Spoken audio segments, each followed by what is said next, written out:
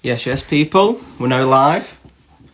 So yes, today I'm going live with owner of Surge Recordings, Surge Records owner, Jay Evans. Jay Evans over the last 12 months has grown Surge from nothing, where he started 12 months ago, all the way up to now getting releases with such as Parsec, Artmann, signing record label deals with Della Swing and label owner Wlad.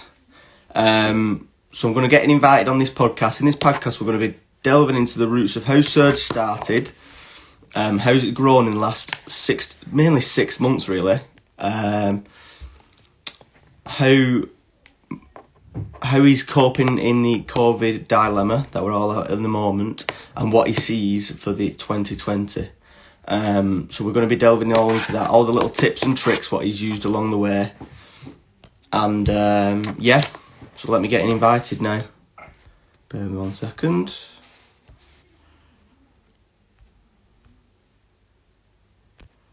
Impressed. If you got any questions you want us to ask? Yes, lad. Lad. Right, How's it going? let me fix. Right. Well, how's it going? You all right? Yeah, man, not too bad. Yeah, just getting on with things. But, Good lad. So it's always a bit nervous at the beginning when you come on a podcast, but tell me about it. But we'll get cracking. And I was just saying then, if there's anybody who's listening who wants to ask any questions, we'll try and answer them. But we sometimes do get a bit carried away with talking. Yeah, man. So first thing is, how did you start Surge? And I want you to go into depth with obviously where you fell in love with the music, your journey of the way where you are now, and all of that really. So if you want to delve into all that. Yeah, so I said everything I say now is just all opinions. You know, like there's no right or wrong way how to do a label and stuff like that. You know, you pick stuff up along the way. But for me, it's a mad one really, because 2 months before I started Surge, I was running a tech house event called the Logia. I was running with 2 very good mates of mine. It had good potential, to be fair. You know, our first event done really well, got a good turnout. But as you know yourself, the tech house scene, man, it's dying down. It's just the same old tracks, and it just wasn't for me no more, man. I missed like the old style, Michael Crowe's, Jim Jones. Yeah. So for me, it was like I was always looking for that new style of, the new style of music, so to say. Yeah. So after that first event, man, I don't know, it just went for me. And I kept saying to, Kieran, he's been on your thing before, Kieran Roach. Yeah. Good lad. But I was doing it and Danny, and saying it's not for me no more, I can't do it. And I found minimal, man, and I fucking love minimal. I really fell in love with the minimal scene, man, and it's since then, man, it's been my passion ever since. Like, it's so unique and very, obviously, I mean, it's getting a bit oversaturated at the moment, but like, people start making new styles, and I completely agree. It's got a lot of influence. You got your garage influence. You got your normal deep house influence. It's a really good genre to be in, and I love it, man. And so at the time, I knew Elliot actually loved minimal, so I said to him, "Listen, this is the plan I want to do. I want to get this on board pretty much," and he was all in for it. So got on with that. Really started Surge, but it's a mad one really, because I actually I said to you earlier on, the main. It means a sudden, powerful movement. So obviously the idea and that is, we want to be that sudden, powerful movement. And but it's mad because that name I thought of 6 years ago now. Yeah. I'd done graphic design in the college, and we had to do a project, and I chose to do branding of a music festival, and so I'd done a logo, I'd done like the festival map, I'd done all the wristbands, and I called it Surge Sound Festival. So now, look, 6 years later, I've got my own label comes out, and it's quite mad, to be fair. But yeah, no, I'm loving it so far, and I appreciate people loving it themselves, like yourself. It's it's inspiring to see, because I don't think a lot of people understand is you, even though you've been doing Surge 12 months, the record label you've only been doing 6 months, haven't you? I think, 6 months, man. Yeah, it's mad. Yeah, so you got to think that the amount of releases you've had in 6 months' time is quite, and the people you've had on is quite astonishing. You should see who we've got coming up then. I knew you were telling me a few of them. Obviously, we'll keep them quiet on here, but Jesus. A few hints in that, but no. Next year, man, it's, trust me, all up from here, man. The artists we've got on there are like the most respected. And I think, yeah, it's just, you got to put time and effort into that, do you know what I mean? But as I said, so the idea, I've always wanted a record label. But we started off doing music events at first, obviously. We threw one in North Shore, but we've done a little party one in 3B Records. Yeah, good record store in town, by the way. So we've done that, and then obviously we moved on to a proper headline events. We had Maylor, we had Ryan Murray, and then Canty playing. That done a really good turnout. Then the next month, you know, we tried to and expanding our reach to a different city. So we went to your hometown, man. Cable Club got Parsec. I mean, the turnout weren't that biggest, but it was a really good night, and that's what matters today. So, and you were there yourself, weren't you? Yeah. Mad night that.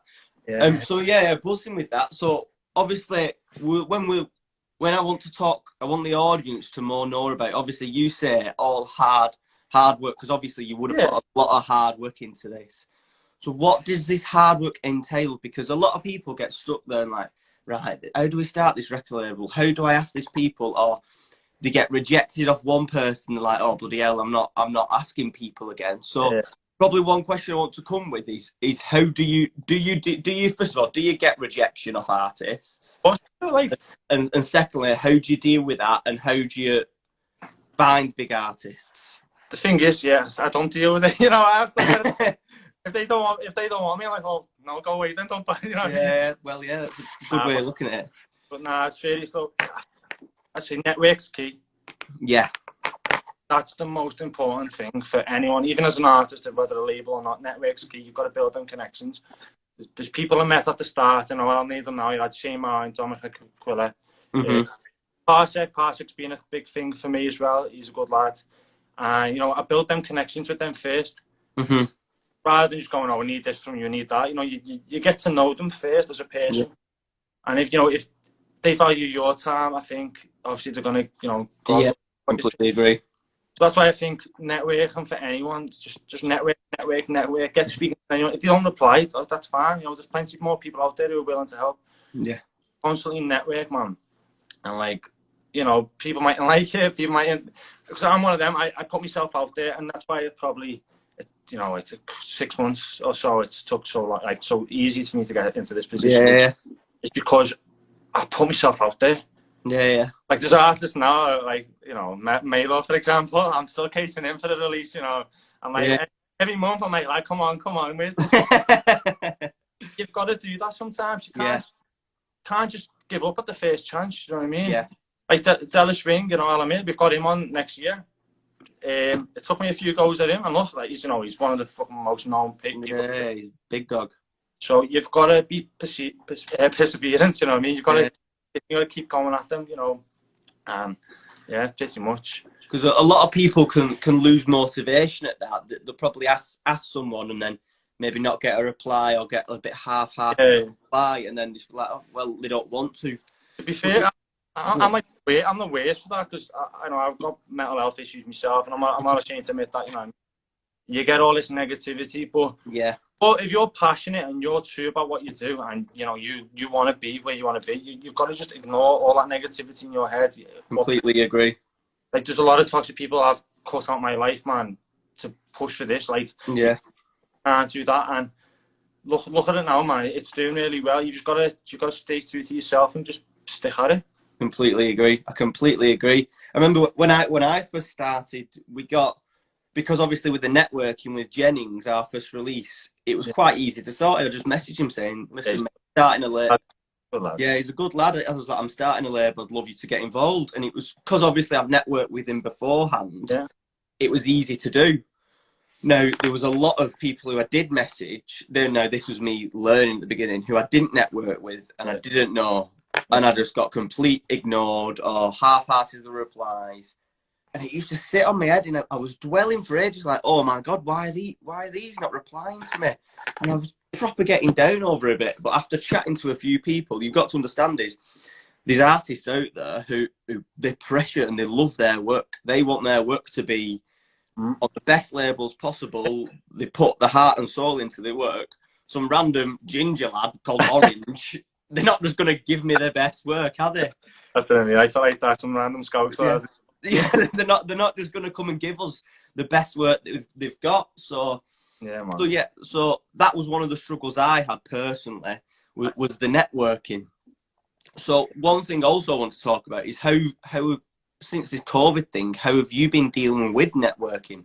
Is it just constant messaging? Is it just commenting? How is it? Because obviously my networking was going out. I was out most weekends speaking to people. Yeah. How are you going to play at my event? Or how's the releases going? So how's networking been for you?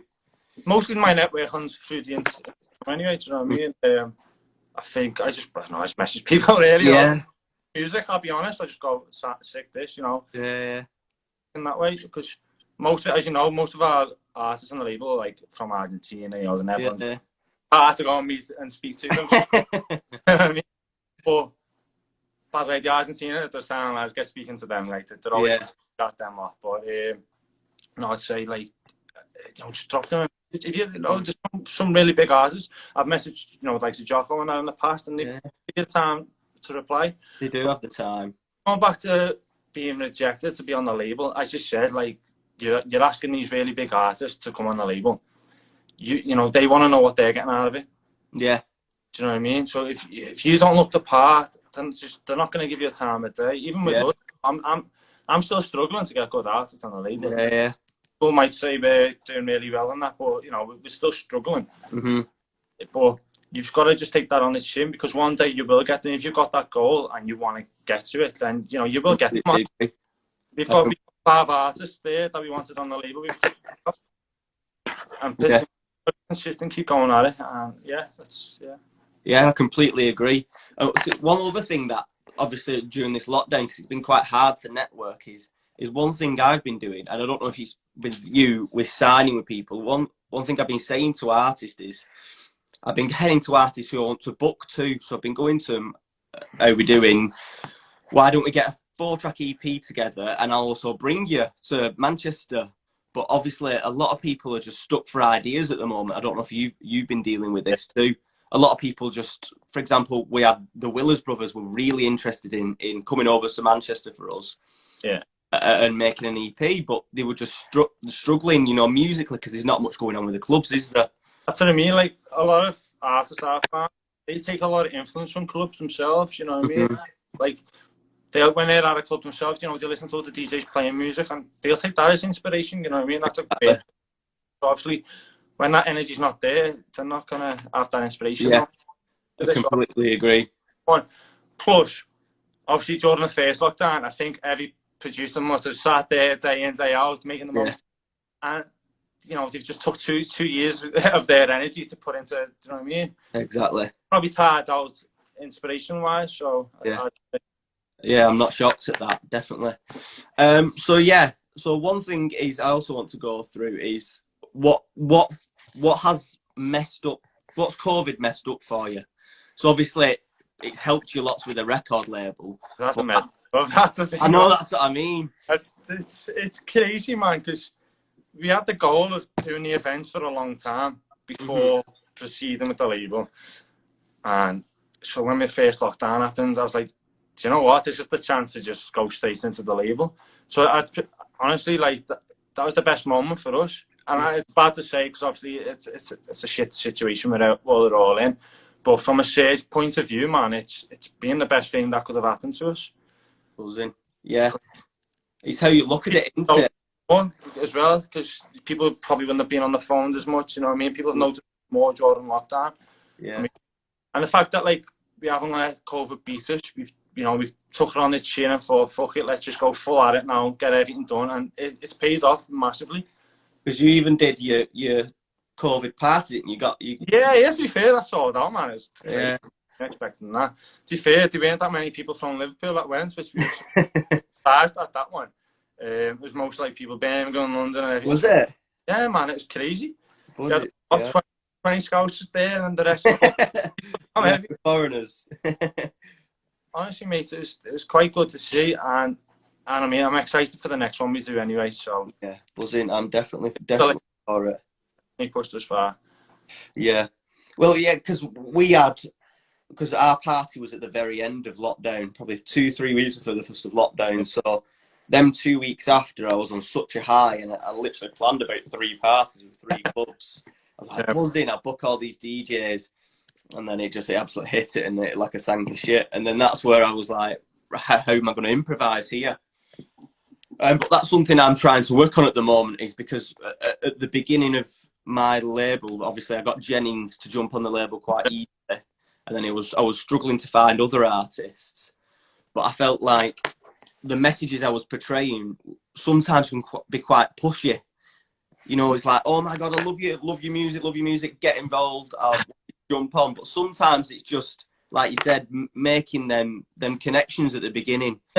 Not full on straight away, let's get involved, let's do business. I think the main artist that's helped me is Parsec, man. Like, he's a top bloke. At the beginning of our journey, I don't think we'd be where we are now if it weren't for him, man. Like, you know, he's a top talented producer.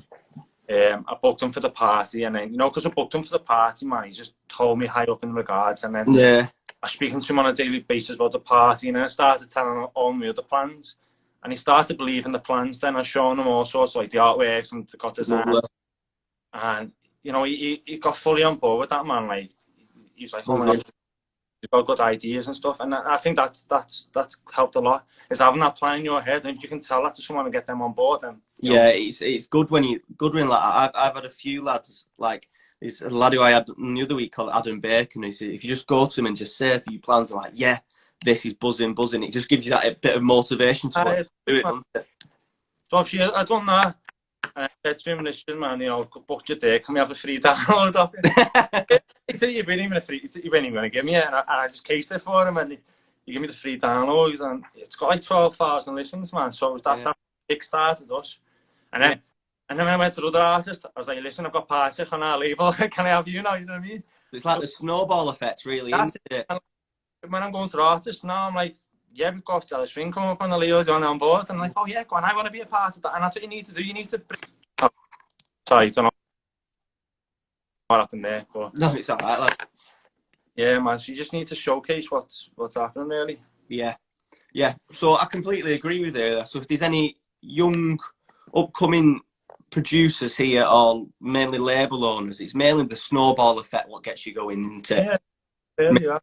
You'll start, first of all, find your sound. Well, at the moment, I'm struggling to find a sound. I don't know how about you. I'm still struggling. Like, it's just like the releases I'm not really happy with, but I've, you know, the good artists, so I can't. Yeah. I feel like it doesn't help as well when you listen to them every day, and you're always. But completely agree. Enjoying it, and that's what matters, man. And that's it. So that's what it is. I was thinking that you don't have to fully find your sound before you start, because this what I was talking about this last week, and it sounds like I'm a broken record, but there's 2 different types of people who start a record label. So there's people like us who know nobody. We're just starting at balls deep at the end, and we try and get everyone on the label. Or there's people who already produce for years, know all the mates, and for example, Chris Dusty's just started his label. He can get anybody on that label, can't he? Thousands of followers at the minute. Yeah, that's what I mean. So that people like us, we have to build that reputation slowly by slowly, and it's not about gaining thousands of followers online or follow for follow. You've got to build a brand and build a consumer. That's what I was going to get into as well, man. If you're going to do the label, make sure your branding's on point. Yeah. Like, if I'm being honest with you, like, you know, when you see that blue, you know it's Sage. Yeah. You know what I mean? You and Swift on a podcast the other month, and he was talking about, you know, branding and stuff like that. And we got mentioned because obviously I wanted that blue to be recognisable. Yeah.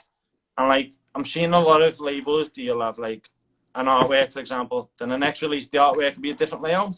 Yeah. And it's like, just be consistent. Like, there's no correlation. You know what I mean? It doesn't have to be different every time, man. Just have something that sticks with you. Do you know what I mean? Yeah. Like, if you notice, all our releases, the text all on the same layout. I mean, the artwork itself is different, but you just got to have, you know, you've just got to be consistent with the branding. Yeah, and that's one very strong reason. Obviously, the Bro Sick Parties, Animal Crossing have done so good. Yeah, man, because obviously they found their branding, haven't they? Such a unique, strong branding. and obviously they're very good at the marketing sort of thing. Very good. Very good, man. Obviously, you know, Ollie's smashing it, but man, it's, you know, it's a very good party. But it's branding again. You know what I mean? You've got to have your brand on point, man. Yeah, because you've got to understand this. For example, if we're scrolling through Instagram and we go through 200 posts a day, for me, 150 posts of them are going to be music related now. Yeah. So if it's the same one, I'm not going to listen to every 150 tune and plug my headphones in or put it to my ear. So you've got to go to something, bloody hell, what's that? And you've got to make it stand out a bit. Yeah, I've always said it, because obviously I come from a design background. Mm-hmm.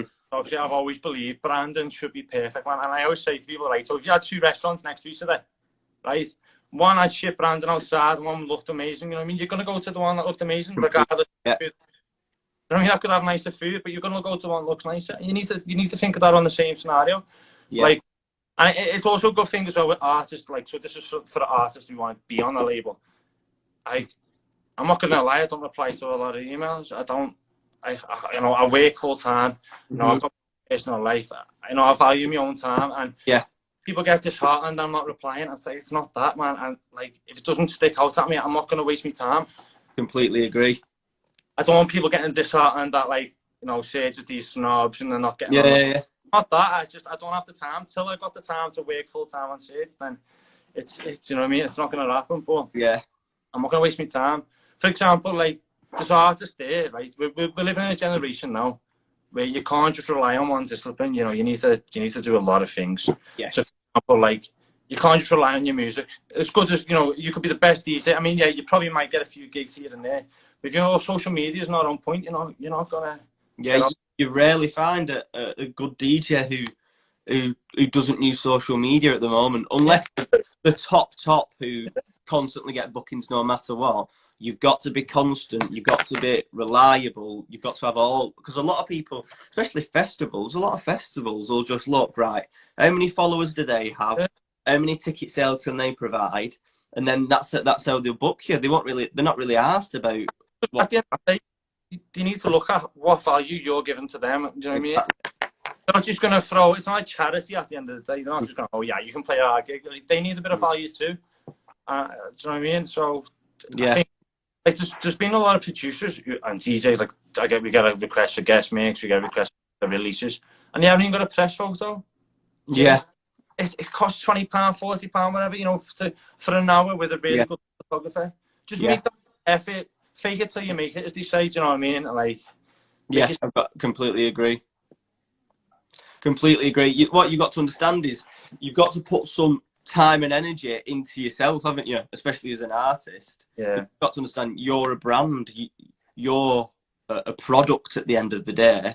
So you've got to sell yourself. And if you're just going to be the same old. For example, I do get a lot of emails too, and it's brand new music, unreleased music, and then it's got tagged and about 10 other labels tagged. I was about to say that day. I was listening to this EP someone sent me today. I was looking, I was like, you know what, I could sign this. And I had like 200 listens. I was like, nah, no, I'm not doing it. That's what I mean. And they'll send you, like, someone sent me good music and it's been on SoundCloud for 4 months. And I'm thinking, who wants to release that? Nobody. We want something that's never been heard before, don't we? To me, it's got to be exclusive to the label. And I think a lot of people miss the point of just copy and pasting the SoundCloud link and just send it to absolutely everyone. It shouldn't be like that. Yeah.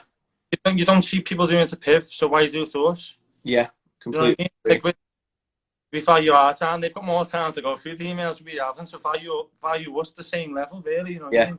Don't just send it to the label. I mean, if you're going to do that, don't let us see it. Yeah, I know. No, see it. If they just message you privately, went, listen, Jay, bloody, I've got a few releases here, you're more than likely to get a reply. But it's just when they tag you and there's about 10 other labels, I'm thinking, I don't know how you're expecting to get a reply from us all.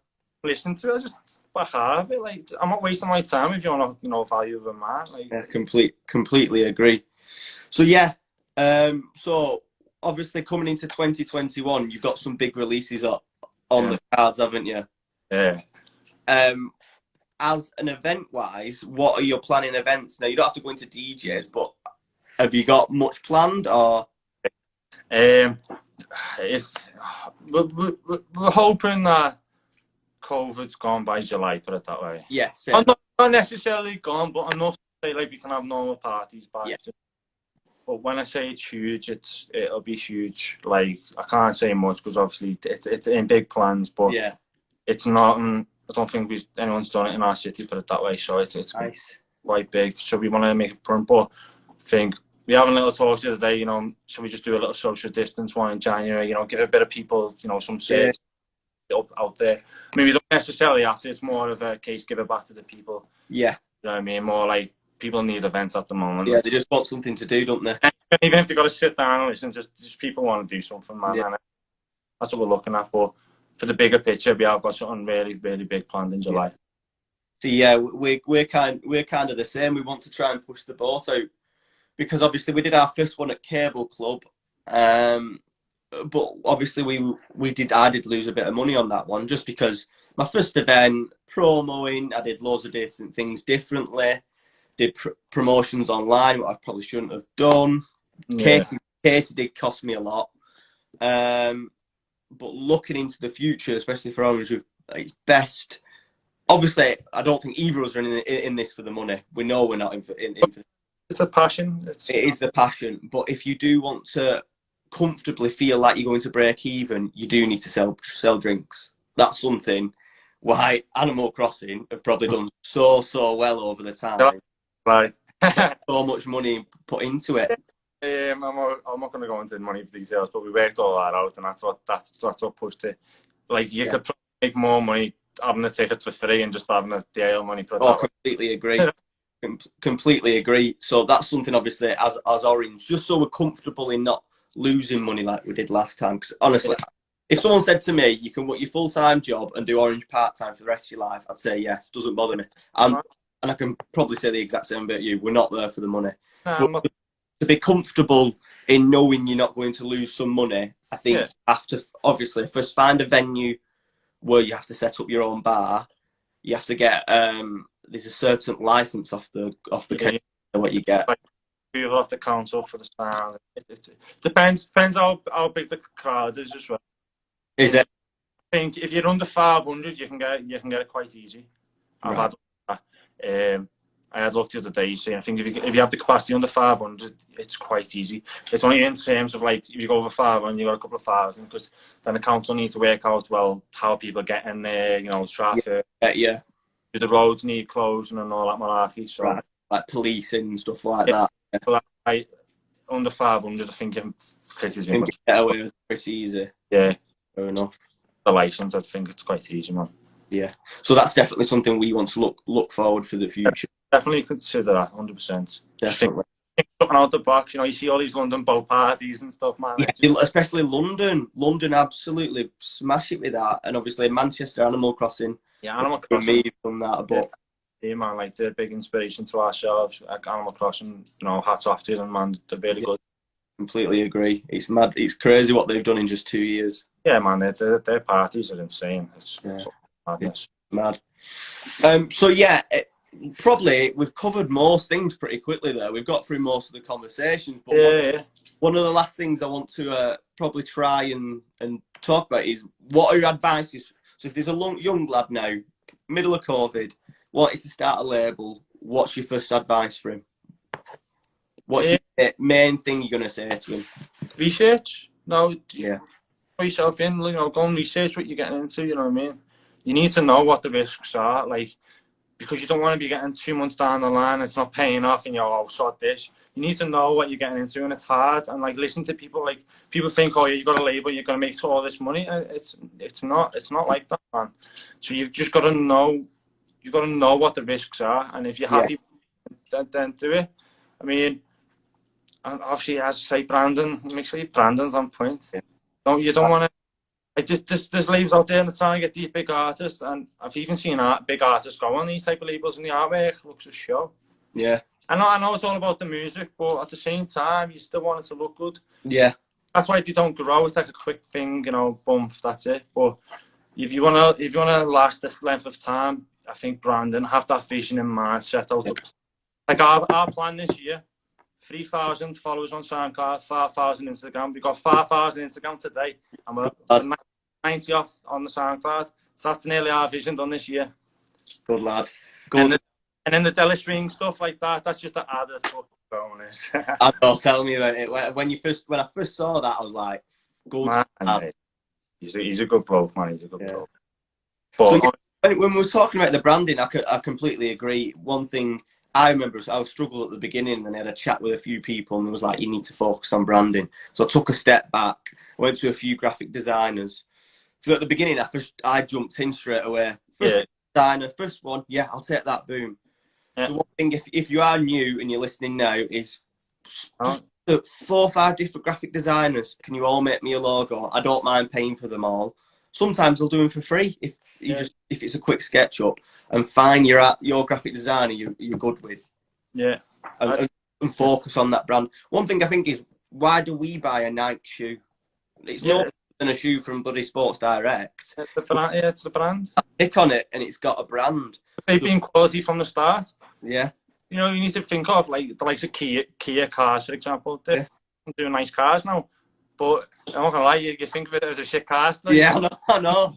But where do you come from? So if you're starting like not paying attention to your brands, and then you start all of a sudden, you're gonna get remembered from what you wear. Yeah, obviously, you know, people flag it off, but 9 times out of 10, like, you'll always get remembered how you started. Like, if you go back on our page, from the very start, I've tried to be consistent with the brand. I mean, obviously, it's all good me saying, "Oh, keep on the brand," and it's easier for me because I come from a graphic design background. Obviously, I'm half cheating. I know all about branding, and I've got my own vision up here that I can create myself. Yeah. But I'd say, go out your way and pay for a graphic designer, man. A really good one if you have to, because they're what's going to make your brand come to life. Yeah.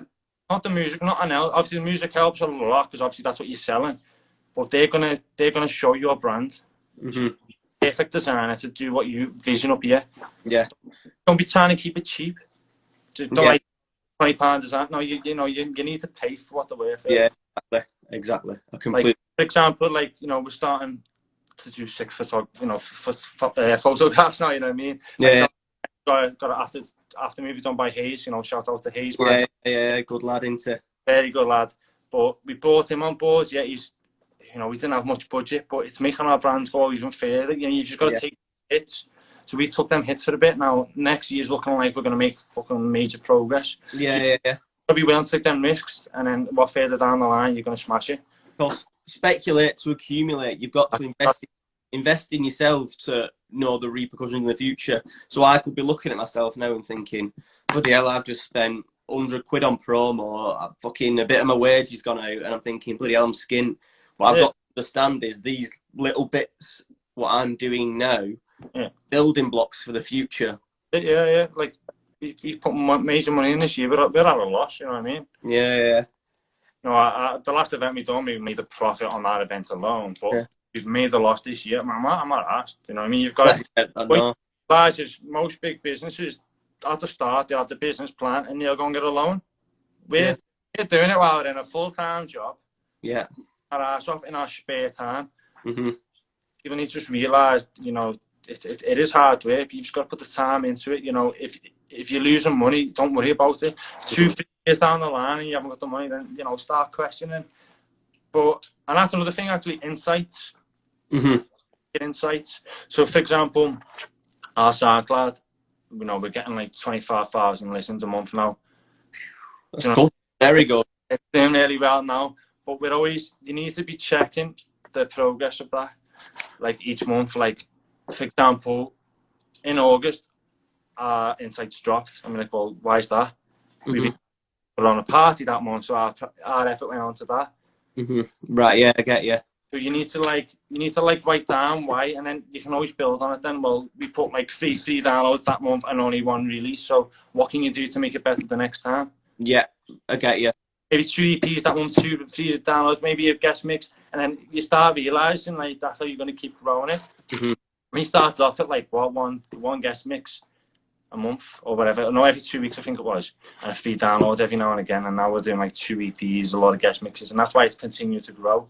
Yes, so probably another thing I want to try and get into before we finish it is, so with that, obviously you've probably got a huge busy schedule, because in the time I've been planning this, I've already seen 2 releases that you've already put out, and I'm just thinking, where the hell's he got all this time from? So how far are you planning ahead to the future then? I'm September next year. So you're till September next year? Jesus Christ. Nah, I think, as I said to you before, what was that effect? The snowball effect. Yeah. Use people's names and then people It's start going downhill and it keeps getting bigger and bigger. The snow. Like people just keep sending me EP. I've just stacked them up really. I was meant to fucking release a couple of months back, and I've apologised and said, listen, it'll be better next year because it's a very good EP. And then now it's just like, fuck me, man. Like, we're well into like September next year. It's mad. Yeah, and most of them are set in stone. Yeah.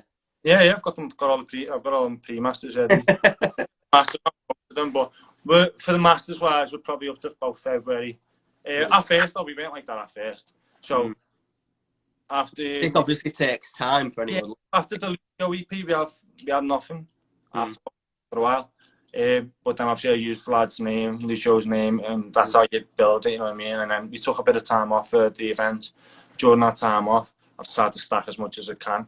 So that's other advice I'd say is like I rushed into it, but maybe get some releases stacked up first. I know it'll be hard because artists want to see what you've got lined up already, but but if you've already got lined up in the background and you showed them this big plan, maybe they'll help you out.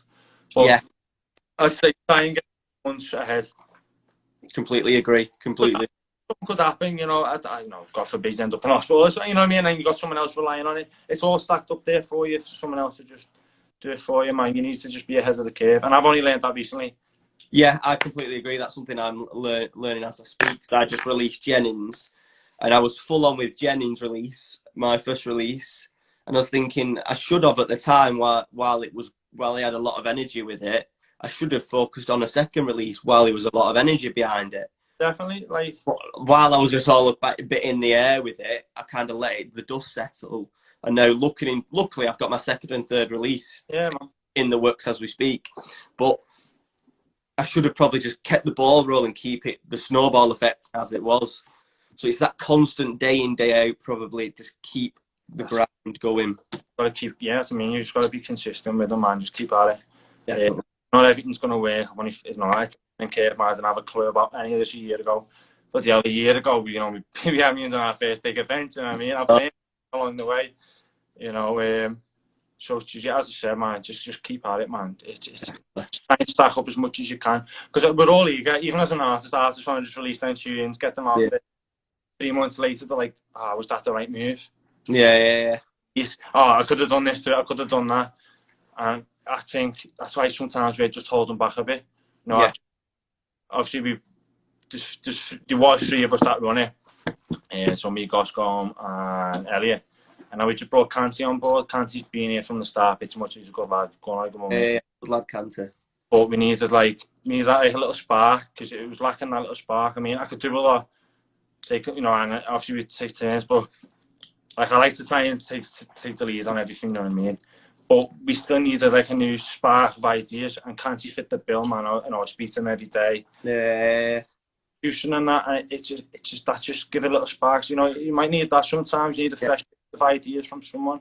From a different set of eyes. Yeah, man. So I've got my sound up here, but Canty knows a bit more knowledge on the mix downs on tracks and stuff. So he's got his valuable to me now as well. You know what I mean? And so obviously, people send the tracks, I'll listen. And if they don't like it, I'm not gonna put it nowhere. But if they like it, I send it to Canty first. I've got a second, more ears on it, pretty much. Yeah, I get you.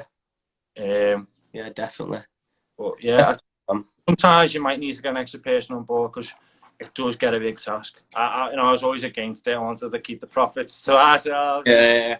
And sometimes you need that extra person to keep the wheels going. You know what I mean? Definitely. I completely agree. But I think we're finishing up there. We've got about 40 minutes out of that, and it did good. A lot of value to there. So one thing I just want to add to the audience, if you don't know Jay already, if you've got any questions about record labels, drop him a message. You're there all the time, and he'll give you some good advice. Yeah, that's the thing as well, man. People are shocked because obviously they see how well Shades is doing and stuff. Mm-hmm. They always say, but I'm shocked that you reply so quick on that. I've got time for it. If I've got the time, I'll reply no matter what. There's people I'm really good mates with at the moment through them. Yeah. Out their way to message me and ask for advice. And I'm me to them now, speak to them on a daily basis just because they put themselves out there. They put themselves out there, you know what I mean, to me. and I've offered them advice back, and then we've built that connection, as I said. Exactly. So, it goes a long way. Definitely. Well, yeah. Well, thank you very much for that. No worries. Anytime. I enjoyed that, to be fair, man. I was nervous before getting on. And Good, it just takes a few minutes, and when you get into the hang of it, it's good. Yeah, good. man. Yeah, man. Right, well, take care, mate. Look after yourself. Yeah, as I said, any questions anyone wants, just drop me a message. Definitely. Take See you care, later, pal. after yourself. Bye.